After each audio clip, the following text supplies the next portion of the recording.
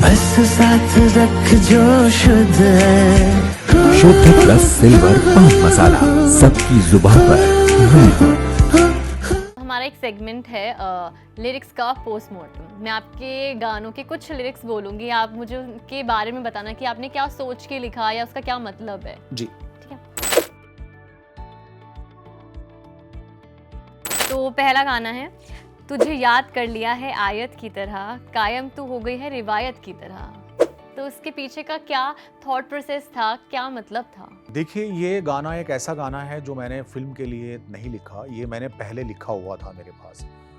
तो सोचिए, जो आपकी बात थी कि किसको सोच के लिखते हैं, तो बिल्कुल कोई फेस नहीं होता। और ये गाना मैंने मेरी एकदम एक जो ख्वाबों ख्यालों में कोई होना चाहिए जिसके लिए मैं कुछ लिख सकूं, कुछ कह सकूं, ये गाना मैंने उसके लिए लिखा। और उसमें वो कोई हीरोइन हो सकती है, कोई हीरो हो सकता है, या मेरा कोई बड़ी फिल्म हो सकती है जिसको मैं शिद्दत से चाहता हूँ।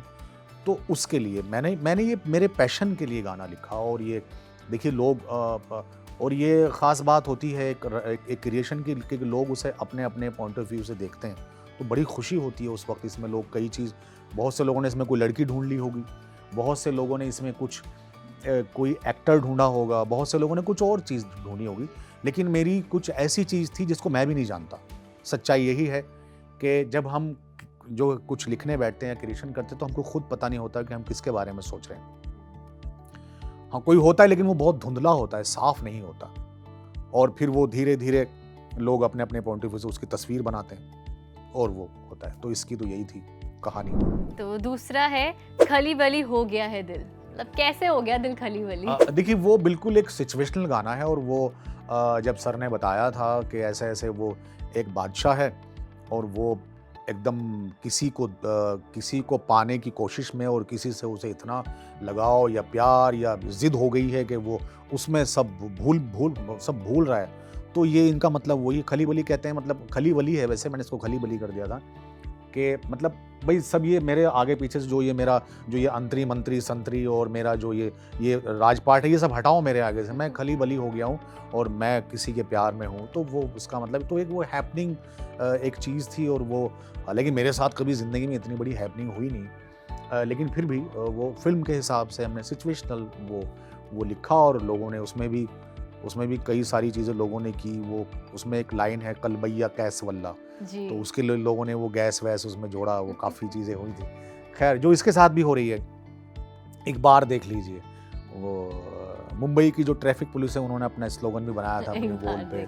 तो अच्छा लग रहा है लोग, और कई एंगल से लोग उसमें जो है वो तस्वीर बना रहे हैं अपने तरीके से। जबकि मेरा बिल्कुल ये नहीं था। मेरा बहुत ही प्योर और बहुत ही रोमांस था उसमें। मतलब बहुत एक अलग बात थी कि एक बार देख लीजिए, दीवाना बना दीजिए, जलने को हैं तैयार हम, परवाना बना दीजिए।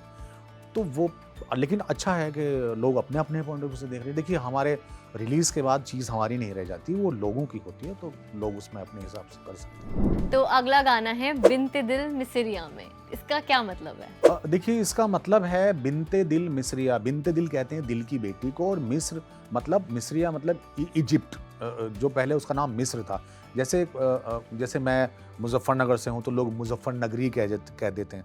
तो मैंने उसको ये कहा कि बिनते दिल मिसरिया मैं, यानी मैं देखिए, जो इजिप्ट की खूबसूरती है उसको वर्ल्ड में सबसे ज़्यादा माना जाता है।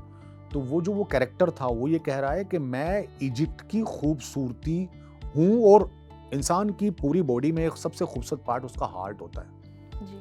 तो वो ये कह रहा है कि मैं खूबसूरती, जो सबसे ज़्यादा खूबसूरती है, मैं उसके भी दिल की बेटी हूँ।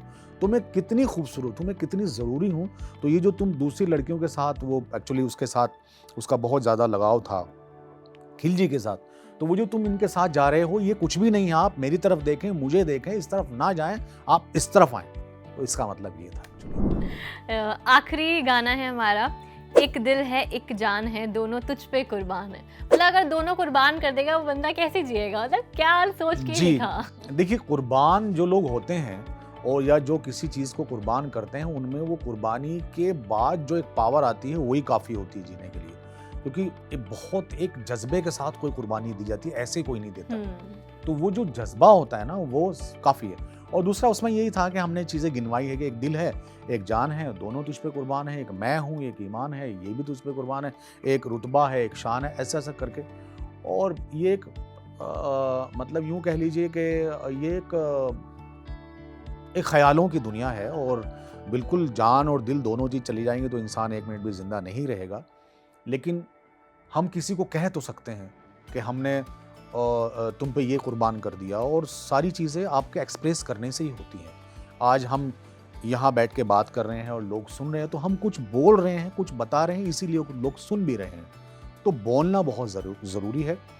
मैं यही कहना चाहूँगा आपके चैनल के माध्यम से कि जो लोग कुछ कहना चाहते हैं, कुछ करना चाहते हैं, किसी को कुछ देना चाहते हैं, तो कृपया करके वो बोलें, और एक दूसरे को हम बोल के और एक दूसरे को हम मुतासिर करें, ताकि सोसाइटी में, मुआशरे में जो है वो प्यार मोहब्बत पैदा हो, और हम एक दूसरे को कुछ दे और कुछ ले, और ये सिस्टम आगे बढ़े। अगर रियल लाइफ की बात करें, अगर इतना कुछ बंदा कुर्बान कर देता है एक लड़की के ऊपर, तो क्या लड़की मिल जाती है उसे? नहीं, देखिए, ये लड़की के लिए बिल्कुल नहीं है, ये सबके लिए है। लड़की भी एक इस दुनिया का इतना ही अहम हिस्सा है जितने बाकी लोग हैं, बाकी चीज़ें। तो देखिए, फिर वही कुर्बानी जो होती है वो इस शर्त पे नहीं होती कि इसका रिटर्न क्या आएगा। तो वो मिले या ना मिले, इससे कोई फ़र्क नहीं पड़ता, और कोई फ़र्क पड़ना भी नहीं चाहिए। तो ये, वरना तो फिर वो कुर्बानी क्या है, वो तो फिर एक सौदा हुआ, लेन-देन हुआ। तो वो बिल्कुल नहीं है। तो सर, जाते-जाते एक शायरी प्लीज़। जी बिल्कुल। मैंने अपनी ज़िंदगी में कुछ लाइनें लिखी थी, उन पे अमल किया था। मैं यहाँ वो हर जगह इसलिए सुनाता हूँ कि शायद कोई और उस पे अमल कर ले और मेरी तरह या मुझसे बेहतर ज़िंदगी में बन सके। वो लाइनें हैं कि ज़िंदगी नाकामियों के नाम हो, इससे पहले कोई अच्छा काम हो, और इसलिए गुमनाम रखा है तुझे, क्यों तू मेरे नाम से बदनाम हो। बहुत बढ़िया। Thank you so much sir, हमारे शो में आने के लिए। बहुत अच्छा लगा आज से। जी, बहुत शुक्रिया।